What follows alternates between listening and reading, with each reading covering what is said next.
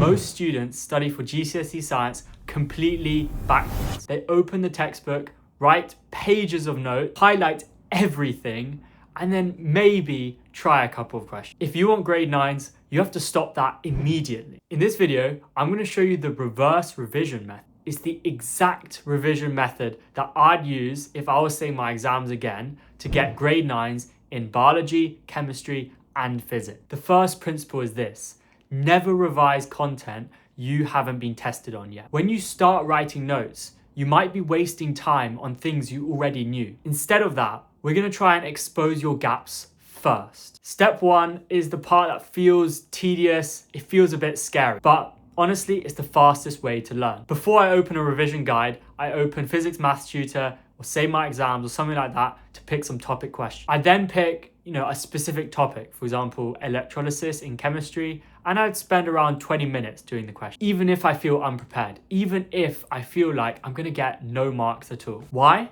Because this instantly filters your knowledge. After 20 minutes, I know exactly what I don't understand. Step 2 is the really important part. This is the part where it's gonna get you that grade 9. Most students just probably tick or cross their work and then move on, and never actually fully break down the mark scheme. I treat the mark scheme like it's the Bible. I look at the answers that I got wrong, and then I ask 3 questions. First of all, did I miss the specific keywords that they wanted? Did I understand the process that they're talking about? Or was it just a silly maths error? GCSE science isn't actually about learning the content.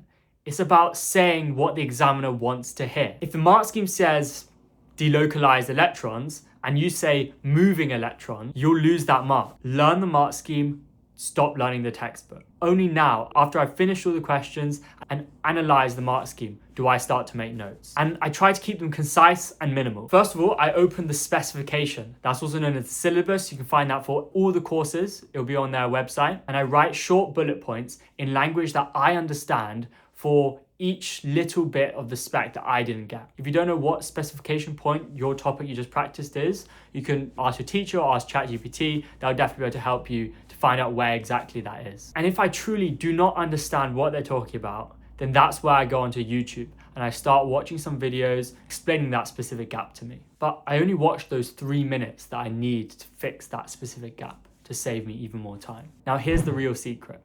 You only need to adapt this a tiny bit for each subject. Biology is literally just a memory game. You need to focus on definitions and specific words. For bio, I really heavily focus on those mark schemes. I'll redo the questions 3 or 4 times so I understand exactly the topic they just tested me on, and I can reproduce it again for the examiner when they ask it. Physics is more skill-based, kind of like maths. You have to train for it. I'd spend around 70% of my time doing calculation questions. And if I get the calculation wrong, I'd spend time rewriting each step to make sure I understood where I went wrong, and then rub it all out and try the question again to make sure I understood where I went wrong and I could fix that in the future. Chemistry is a bit more hybrid. It's a little bit of memorizing and a little bit of skill. I spend 50-50 practicing loads of questions, making sure I understand how to do these different types of equations. I spend the other 50% learning the content and definitions. And the final key step is giving your notes to your friends or your family and getting them to test you.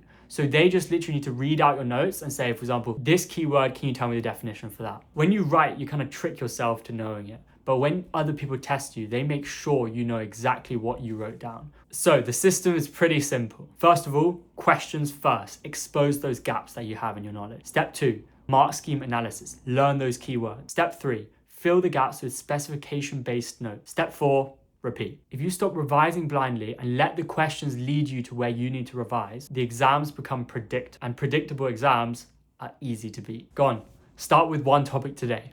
Good luck.